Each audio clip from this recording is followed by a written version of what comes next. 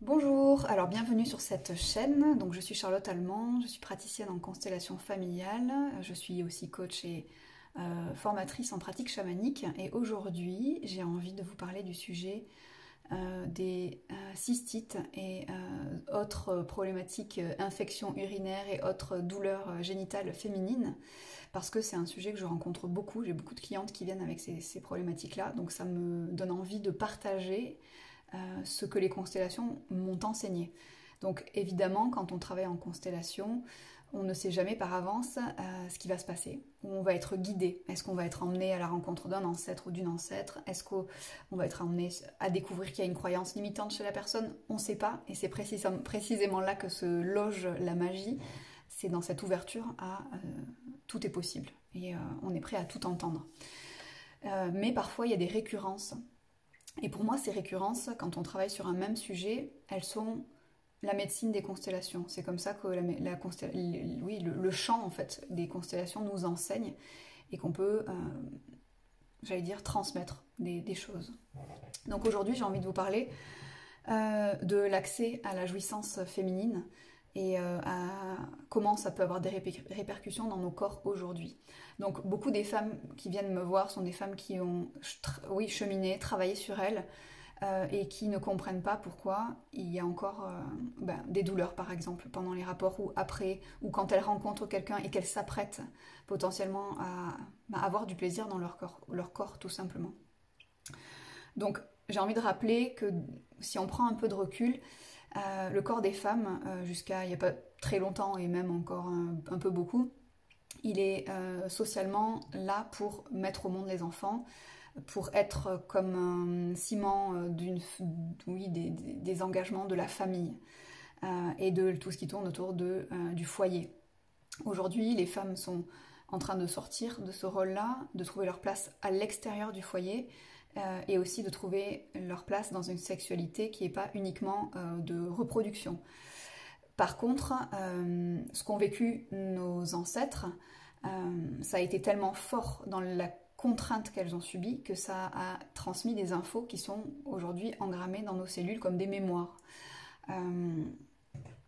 Particulièrement, on peut, bon, il y en a des tonnes, hein, mais on peut en trouver quelques-unes. Par exemple, si tu commences à avoir du désir dans ton corps, tu seras considéré comme une pute, ou un danger ou un déshonneur pour ta famille. Si tu prends plaisir dans ta sexualité, tu ne seras pas une bonne personne et tu auras peut-être même pas accès au paradis et tu iras en enfer. Attention, si tu as une sexualité qui n'est pas destinée à avoir des enfants, danger aussi. Ou alors, si les gens savent que tu as du désir pour un homme, tu seras considéré comme impur, impropre et peut-être exclu et banni du clan ou de la famille, etc. Donc en gros, désir et plaisir dans le corps féminin est égal à exclusion et mise au rebut, voire mise à mort.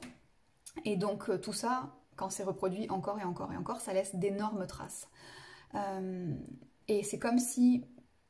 C'est symbolique, hein, mais on peut imaginer que c'est comme si nos ancêtres, ayant subi tellement de choses, ont dans leurs cellules glissé un petit mot de « attention les filles, n'ayez pas de désir, ne montrez pas ce qui se passe dans votre corps, refermez, refermez, refermez, etc. » Et puis je parle même pas de tous les abus, de tous les viols, où les corps se sont refermés simplement pour se protéger, parce que il n'y avait pas d'autre sexualité possible que celle qui était une sexualité de l'abus. Bon, maintenant, heureusement, aujourd'hui, on s'ouvre à quelque chose de différent, mais par contre, il y a encore des échos de tout ça, et on a beau avoir une vie hyper épanouie, avec l'envie de vivre un couple plein d'amour, où on va être respecté, où notre consentement va être entendu, malheureusement, des échos de ces mémoires-là peuvent venir comme vouloir nous protéger, comme vouloir nous faire du bien et en fait nous pourrir la vie.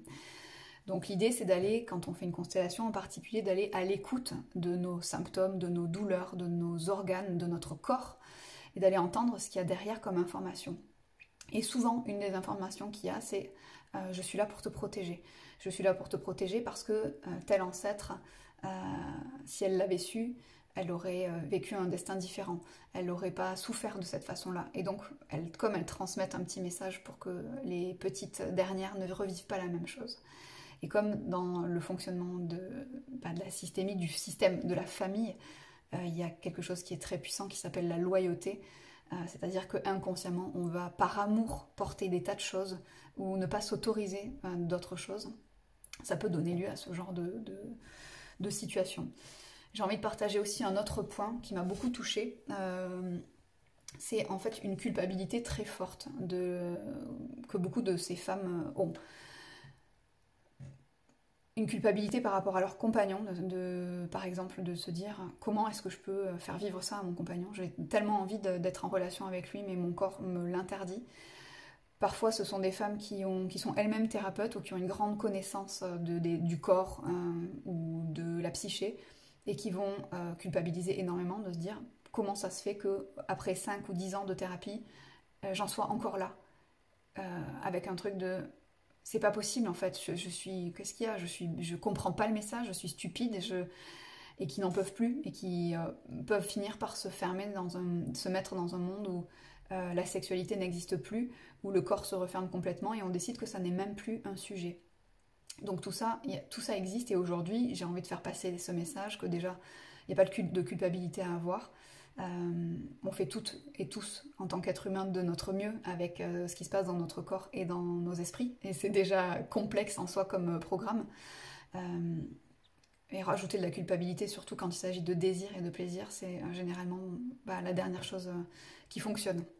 Donc j'ai envie de vous parler de cette voie-là qui est celle des constellations, qui va vous inviter à écouter ce qui se passe dans votre corps mais aussi d'aller entendre, d'aller rencontrer ce qui s'est passé dans votre lignée, dans vos lignées de femmes en particulier, pour aller dire ce qui a besoin d'être dit, fait ce qui a besoin d'être fait, ou honorer parfois des destins qui ont besoin d'être honorés. Et j'en reparlerai certainement de tout ça dans d'autres vidéos. Donc si vous avez envie de sentir si cette voie est pour vous ou pas, parce qu'il n'y a pas une bonne façon de faire les choses, mais une infinité, et je veux juste que vous puissiez trouver celle qui est la bonne pour vous.